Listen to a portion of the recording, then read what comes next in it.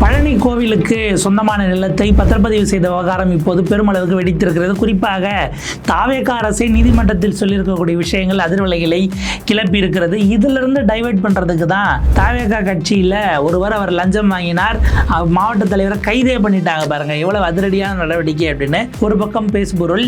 இதில் என்னதான் நடந்தது, பல விஷயங்களில் பாதி உண்மைகள் வெளிவருவதற்கு யார் காரணம்? தாவேகா இதை ஸ்டேஜ் மேனேஜ் பண்ணுறாங்களா? அப்படி செய்தாலும் கூட அது எந்த அளவுக்கு வெற்றிகரமாக செய்ய முடியும்? இப்படியான பல கேள்விகள் அடுக்கடுக்காக நிற்கிறது. என்ன நடந்தது இது குறித்து விரிவாக அலசுகிறது இந்த செய்தி தொகுப்பு. பழனி கோவிலுக்கு சொந்தமான நிலத்தை பத்திரப்பதிவு செய்த விவகாரம்ங்கிறது தேசிய செய்தியாக மாறி இருக்கிறது. இது என்ன காரணம், என்னெல்லாம் லேப்ஸ் நடந்தது? அமைச்சர்களே வெளியில் வந்து ப்ரெஸ் மீட் கொடுக்குறாங்க. சொன்னதில் அவங்க சொல்கிற விஷயங்கள் பார்த்தா 3 தேதியை அமைச்சர் ரமேஷ் அவர்கள் சொல்கிறார், அது வந்து திமுக ஆட்சி காலமாக இருக்கிறது, அப்போல்லாம் நம்ம தடுத்துட்டோம் அப்படிங்கிறாரு. அப்போ நீங்கள் வந்தபோது ஏன் அதை தடுக்கிறதுக்கான முயற்சி பண்ணல? இப்படியெல்லாம் பல கேள்விகள் எழுப்பப்பட்டது. இதில் என்னென்னா பல்வேறு தரப்பு செய்திகள், அதில் பாதி வந்தது இதுதான் நம்ம கவனிக்கணும். இன்றைக்கு வந்திருக்கக்கூடிய தினத்தந்தியில் நீதிமன்றத்திலேயே என்ன சொல்லியிருக்கிறது தாவேகா கூட்டணி அரசு அப்படின்னா நம்ம அதை பார்ப்போம். அதில் பார்த்தீங்கன்னா அரசு வக்கீல் ஆஜராகி இந்த நிலத்தை பதிவு செய்யும்படி சார்பதிவாளருக்கு அழுத்தம் கொடுக்கப்பட்டுள்ளது. இதனால் வழக்கமான சார்பதிவாளர் விடுப்பு எடுத்து சென்றுள்ளார்.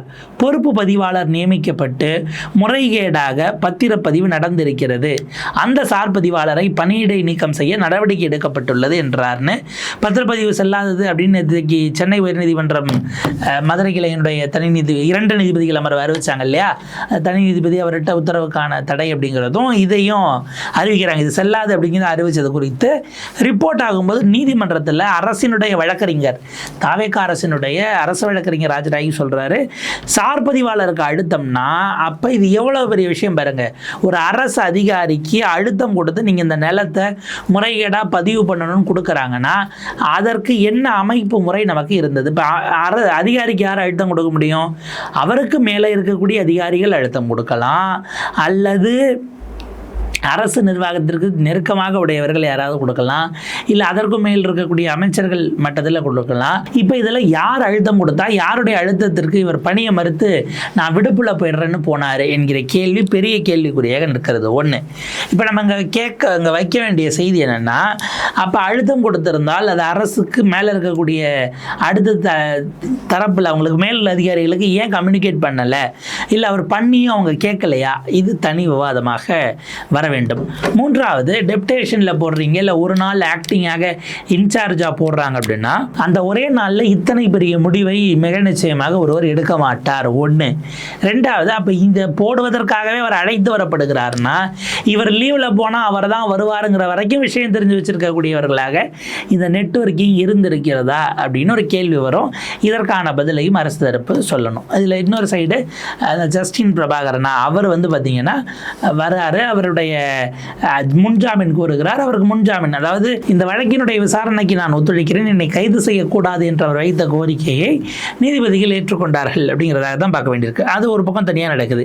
இப்போ கேள்வி தனி நீதிபதி உத்தரவு ரத்துங்கிறதெல்லாம் தாண்டி அறநிலையத்துறை ஏற்கனவே தாவால் இருக்கக்கூடிய ஒரு வழக்கு அப்படிலாம் வந்து ஒரு நாளில் பண்ணிட முடியுமானா மிக நிச்சயமாக இது எல்லாம் நேர்த்தியாக திட்டமிடப்பட்டு இந்த ஒரு நாளைக்குள்ளே இதை முடிக்கணும் என்பதற்காக அவர் வரவழைக்கப்பட்டார் என்பதாக பார்க்க முடிகிறது. நீங்கள் செஞ்சு தர மாட்டீங்கன்னா நீங்கள் லீவில் போயிடுங்க என ஒரு அரசு பணியில் இருக்கக்கூடிய அதிகாரிக்கான அழுத்தம் கொடுக்கக்கூடிய அளவிற்கு ஒரு பெரிய நெட்வொர்க்கு அரசாங்கத்தில் இல்லாத, அரசாங்கத்தை விட பலம் பொருந்திய அதிகார அமைப்பு யார் என்கிற கேள்வி இதுதான் பிரதானமாக நிற்குது. ஸோ இப்படியான கேள்வி ஒரு பக்கம் வந்ததை அடுத்து தான் இந்த ப்ரெஸ் மீட் இதற்கான என்ன அட்டம் எடுக்கிறதுங்கிறது போது. இன்னொரு பக்கம் அமைச்சர் குறித்து இதில் தாவேகா அரசாங்கம் ஆட்சி பொறுப்பேற்றதுலேருந்து பல விஷயங்கள் நடக்குது. என்னன்னா பெரும்பாலும் அதில் உள்நோக்கத்தோடு செய்கிறாங்கன்னா அது தவறானது. ஆனால் அதில் ஒரு பாயிண்ட்டை எடுத்துக்கிட்டு வேற ஒன்றுத்துக்குள்ளே தான் இவங்க ட்ராவல் பண்ணுறாங்களே தவிர மெயின் இஷ்யூவை நகர்த்திடுறாங்க. இது வந்து ரொம்ப சிக்கலும் சர்ச்சையும் முக்கியம் உரியதாக திரும்ப திரும்ப நடக்குது. இப்போ உதாரணத்துக்கு அரசு வழக்கறிஞராக போடுவதற்கு கவர்மெண்ட் ப்ளீடர்ஸ்க்கு பணம் வாங்கப்பட்டதுன்னு ஒருவர் வழக்கு பதிவு செய்கிறார், நீதிமன்றத்தை நாடுகிறார். விழுப்புரம் மாவட்டத்தைச் சேர்ந்த ஒரு பெண் வழக்கறிஞர், தாவேகாவில் அவர் உறுப்பினராக இருக்கிறார். இவங்க என்ன பண்ணிட்டாங்க, ஒரு செக்ஷன் தாவேகா நிர்வாகி ஒருவர் அப்படின்னு போட்ட உடனே அவங்க நிர்வாகி இல்லை அப்படின்னு, அது நிர்வாகியே இல்லையா இல்லைன்னு உங்களுக்கு தெரியுமா? நீங்கள் ஐடி கார்டு எடுத்து காட்டுறீங்க. ஐடி கார்டு இருந்தால் அவங்க கட்சிக்காரங்களா ஆகிடுவாங்களா? ஆன்லைனில் யார் வேணாலும் ஆகலாம். ஏன்னா ஆன்லைனில் தாவேக்கால இணைப்பதற்கு அது வந்த புதுசில் சிலர்லாம் அது வந்து எடிட்டடா இல்லை உண்மையிலே ஆப்பில் அப்படி சிஸ்டம் வச்சுருந்தா இல்லைன்னு தெரில. திரு எடப்பாடி பழனிசாமி அவர்களுக்கு தாவேக்கால ஆன்லைன்லேயே அப்ளை பண்ணி கார்டு வாங்கினாங்கன்னு ஒரு இது பரவிட்டு இருந்தது. அது ஒரிஜினலாக இல்லையாங்கிறது மேபி இந்த கட்சி சார்பில் சொன்னால் தான் தெரியும். யாரோ ஒருத்தர் யாருக்கும் ஆன்லைனில் இப்போ கார்டு எடுத்துக்கலாமா, அவ்வளவு தான் உங்களுடைய உறுப்பினர் சேர்க்கையினுடைய அந்த ப்ரொடெக்ஷன் இருக்கான்லாம் அந்த சமயத்தில் இது பேசுபொருளாச்சு, சர்ச்சைக்கும் உள்ளாச்சுன்னு வச்சுக்கோங்களேன். இப்போ கேள்வி என்ன, அப்பாயின்மெண்ட்டுக்கு பணம் வாங்கினீங்களாங்கிறதுக்கு பதிலாக ஞான சௌந்தரி அவர் தாவேக்கா என்று உங்களுக்கு தெரியுமா, தாவேக்கா கட்சி நிகழ்ச்சியில் கலந்துருக்கிறாரா, ஒரு போஸ்டர் அடித்தாரா, ஒரு பேனர் அடித்தாரான்னு இதை இப்படியே டைவெர்ட் பண்ணி கொண்டு போயிடுவாங்க. இதே போல் இன்னொரு விஷயத்தை நீங்கள் பார்த்தீங்கன்னா, இப்போ அமைச்சருக்கு சொந்தக்காரர்னு சொல்லியிருந்தால் அது உண்மைக்கு மாறானதுன்னா மிக நிச்சயமாக அமைச்சர் நடவடிக்கை எடுக்கலாம், புகார் அளிக்கலாம். புகார் அளித்து டிஃபமேஷனை ஃபைல் பண்ணி நீதிமன்றத்துக்கு வழி வச்சு அவதூறாக நகர்த்துவதை விடவும் அந்த இடத்துல கைது என்பதை நோக்கி போகிறது. இது தேவையா அப்படிங்கிற அந்த ஒரு பிரதானமான கேள்வி. அனிதா ராதாகிருஷ்ணன் அவர்களுக்கு அந்த போல சம்மனை கொடுக்காம உடனடியாக இரவோடு இரவாக கைது செய்ய வேண்டிய தேவை ஏன் வந்தது என்கிற கேள்வி வரும். நீங்கள் அங்கே ஒரு சம்மனுக்கு கம்ப்ளைண்ட் ஆகிட்டார். அப்போ இது அனிதா ராதாகிருஷ்ணன் உதாரணம் கூட இல்லை, சரண் ஜெயராமன் வழக்கினுடைய உதாரணத்தை எடுத்துக்கலாம். சம்மனே இல்லாமல் விடியற் காலையில் போய் கைது செய்தது தான் அங்கே நடந்தது. இப்போ அந்த மாதிரியான இதில் போனால் திரும்ப ரிமாண்டே குவாஷாக வாய்ப்பு இருக்கே, எப்படி நீங்கள் இப்படியான ஒரு விஷயத்தை செய்கிறீங்க? அப்போ நீங்கள் வாயை அடைப்பதாக நினைத்து கொண்டு போய் நீதிமன்றத்தில் லீகல் ப்ரொசீஜருக்குள்ளே எப்படி லேப்ஸ் வருங்கிற கேள்வி வரும். இதை விட இதில் தான் நேற்றைக்கு இந்த விவகாரம் பற்றி எரிந்ததில் நடந்துகிட்டு இருக்கும்போது வேறு ஒரு செய்தி உடச்சிக்கிட்டு வருது. என்னது, முந்தின நாள் அந்த வீடியோ ரீல்ஸ் ரிலீஸ் ஆச்சு. செங்கல்பட்டா மாம்பாக்கத்தினுடைய ஊராட்சி மன்ற தலைவராக இருக்கும் வீரா என்கிற வீராசாமி அவர் வந்து பார்த்தீங்கன்னா 1,30,000 பணம் வாங்குகிறார் அப்படின்னுட்டு அந்த இது வீடியோ ஆதாரங்கள் வாங்கி பக்கத்துக்கிட்ட தான் 1,00,000 ஏற்கனவே அனுப்பிட்டேன் இல்லைன்னா இந்த 30,000 போது இன்னொரு 20 கொடுத்துட்டு 50,000 இருக்கட்டும் அப்படின்லாம் அவர் கேட்குறாரு. வீடியோவுக்கு ஃபோன் பண்ணி சொல்லிடுவோங்கிறாரு. இந்த வீடியோ ரிலீஸ் ஆன உடனே அவர் வந்து நேற்றைக்கு செய்தியாளர் சந்திப்பெல்லாம் கொடுத்தாப்புல. இது திமுகவினுடைய சதி, எது பணம் வாங்கினதா இல்லை வீடியோ ஒரிஜினலாக ஃபேக்கா? திமுகவினுடைய சதி. அதாவது எங்களுடைய தளபதிக்கு கெட்ட பெயர் ஏற்படுத்த வேண்டும், எனக்கு கலகம் கற்பிக்க வேண்டும் என்பதற்காக திட்டமிட்டு செய்யப்பட்ட ஒரு சதி அப்படின்னு ஒரு ப்ரெஸ் மீட் கொடுத்தாரு. சாயங்காலம் அவரை கட்சியை விட்டு நீக்கியதாக ஒருவர் சொல்லுகிறார். அந்த அறிக்கையே மாவட்ட தலைவர் அப்படிங்கிற பேரில் மாவட்ட செயலாளர் இவங்க யாரோ ஒருவருடைய பேரில் வருது. அவர் தான் மாவட்ட செயலாளரா? அது உண்மைதானா? அது அதிகாரப்பூர்வமாக எங்கிருந்து வந்த அறிவிப்பு தெரியல. ஆனால் கட்சியிலிருந்து நீக்கப்பட்டு விட்டார்னு இப்போ ஒரே கேள்வி, அவர் சொன்னது திமுக சதி என்பது உண்மையாக இருந்தால் ஜிபேல ஏற்கனவே இன்னொரு 130 போனதுக்காக வேற ஒருத்தருடைய பகிரப்பட்டது. இந்த பக்கம் ஒன்று அனுப்பியாச்சு, மீதி 30 கையில் கொடுத்தது வீடியோ வந்தது. இது திமுக சதி என்பது உண்மையாக இருந்தால் திமுக சதியில் மாட்டின ஒருத்தருக்கு தாவக ஏன் துணை நிற்காமல் அவரை கட்சியை விட்டு நீக்கியது? அப்போ கட்சியை விட்டு நீக்கிறாங்க அப்படின்னா அதில் சப்ஸ்டன்ஸ் இருக்குன்னு விசாரிச்சிட்டிங்க, அது உண்மைன்னு உங்களுக்கு தெரிஞ்சிருச்சு, பணம் வாங்கினது உண்மைதாங்கிறதுனால கட்சியிலிருந்து நீக்கப்படுகிறாரா என்கிற கேள்விக்கு தாவேக்கா பதிலளிக்க வேண்டும்.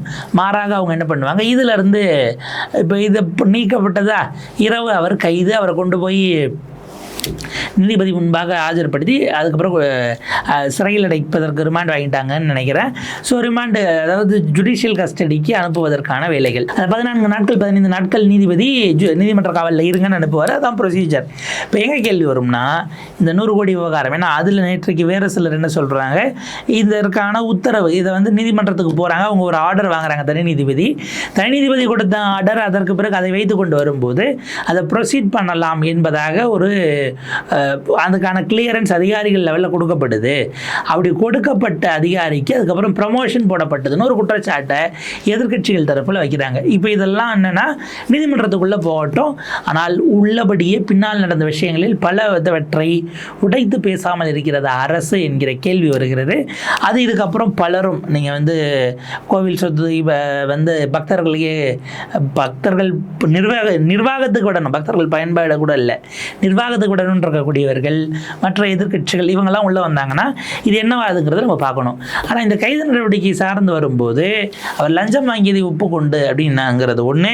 ரெண்டாவது, கடந்த காலத்தில் இப்போ கட்சியில் இந்த மாதிரி சிலர் பேசுவாங்க. அது பேசுறதுங்கிறது தரம் தாழ்ந்து தனிமனித தாக்குதலாக மிக மோசமாக அருவருக்கத்தக்க வகையில் ஏதாவது பேசி சர்ச்சையாகுதுன்னா அவர்களை கட்சியை விட்டு திமுகவினுடைய திமுகவில் நடந்தால் சிலரெல்லாம் பொதுச் செயலாளரே நீக்கினதாக அறிக்கை வந்திருக்கும். அதிமுகவில் மேபி அடுத்த பொசிஷனில் இருக்கிறவங்க கட்சியிலிருந்து அவர் விலக்கப்படுகிறார் அப்படிங்கிற அறிக்கையில் பொதுச் செயலாளர்கள் வட்டாரத்திலே அதிமுகவில் இருந்து வந்திருக்கும். அமமுகவாக இருந்தால் பொதுச் செயலாளர் டிடிவி தினகரன் நீக்குவார். நீங்கள் ஏதாவது மாவட்ட அளவில் எங்கேயோ நடந்தது சம்மந்தம் இல்லை என்கிறதை போல் மாவட்ட தலைவரை வச்சு நீங்கள் நீக்கிறீங்கன்னா அப்போ நீங்கள் மேலிடத்தில் உங்களுக்கு இருக்கிறவங்களுக்கு அதில் எந்த அளவுக்கு உரிமை இருக்குது என்கிற கேள்வி இருக்கிறது. பிரைமரி மெம்பர்ஷிப்பில் இருந்து நீங்கள் பொறுப்பிலிருந்து நீக்குவதற்கு கூட ஒருவேளை மாவட்ட தலைவருக்கான அத்தாரிட்டி இருக்கலாம். பிரைமரி மெம்பர்ஷிப் ரிமூவல் அப்படி பண்ண முடியுமா? மேபி அவங்களுடைய கான்ஸ்டியூஷன் என்னவாக இருக்கிறதுங்கிறத நம்ம பார்த்தோம்னா தான் தெரிய வரும். தாவேகாவினுடைய அமைப்பு மற்றும் சட்ட விதிகள் கிடைச்சதுன்னா கூடுதல் கிளாரிட்டி கூட கிடைக்கும். நீங்கள் கைது பண்ணது பிரச்சனை இல்லை. அவர் வாங்கினார் என்றால் இந்த 60 நாட்களில் மொத்தம் அங்கே எத்தனை சப்கான்ட்ராக்ட்ஸ் கொடுக்கப்பட்டிருக்கு, அப்படி அத்தனை பேரிடமிருந்தும் வாங்கினாரா, அதற்கான புகார் கொடுக்கப்பட்டதா, இப்போ இவருடைய கைது என்பது சுவமோட்டவாக நடந்ததா, அல்லது புகார்தாரராக அந்த வீடியோவை ரிலீஸ் பண்ணவரே புகார் கொடுத்தாரா, அல்லது இப்படி ஒருத்தரை நீக்கினாங்கல்ல, நீக்கிட்டு தாவேகாவினுடைய இந்த மாவட்ட பொறுப்பாளரே போய் இந்த கம்ப்ளைனண்ட்டாக கம்ப்ளைண்ட் கொடுத்தாரா என்று இதுக்குள்ள பல்வேறு விதமான கேள்விகள் எழுகிறது. அப்போ ஆட்சி அதிகாரத்தில் அரசு அதிகாரத்தில் அதில் கொடுமை என்னன்னா, யாராச்சும் லஞ்சம் கேட்டா என்னோட பேரை சொல்லுங்க அப்படின்னு சொன்ன முதலமைச்சர் போட்டோவை அவ்வளோ பெருசாக மாட்டி வச்சுட்டு தான் அவர் பணத்தையே வாங்கியிருக்காரு. அந்த வீடியோவில் பார்த்தா எங்கே திரும்பினாலும் முதலமைச்சருடைய பெரிய சைஸ் படம், சின்ன சைஸ் படம், 5 கொள்கை தலைவர்கள் படம், அசோக சின்னம், இப்படி பலவிதமான வேலைகள் நடந்திருக்கிறது. அது அவருடைய உரிமை சார்ந்தது. அவருடைய இதில் அவர் என்ன எந்த படத்தை வேணாலும் வச்சுக்கலாம். ஆனால் அந்த இடத்துல செஞ்ச வேலை என்னங்கிறது தான் முக்கியமானது. ஸோ இதிலிருந்து இது நேற்றைக்கு இந்த கைது நடவடிக்கை ஒரு வேலை இதிலிருந்து இதை திசை திருப்பவா என்கிற கேள்வியும் எழாமல் இல்லை. இப்போ அவர் அந்த ப்ராசஸ் அதை நிரூபிக்கட்டும், வருமானத்துக்கு அதிகமாக இருந்தால் டிவிஎஸ்சி உள்ளே வரட்டும், அதெல்லாம் பேரலான லீகல் கான்சிக்வன்சஸ்க்குள்ளே போயிடும். இப்போ என்னென்னா, நீங்கள் தாவேகா தரப்பில் பாருங்களா, அது ஏதோ ஒரு வகையில் ஒரு சோதனை நடந்துக்கிட்டே இருக்குன்னு நம்ம மதிப்பிட வேண்டியிருக்கு. காலையில் தான் ஒரு மேரத்தான் ஸ்போர்ட்ஸ் சைடு ட்ரக்கை விட அந்த மாதிரி ஏதோ ஒரு இதை போடுறாரு.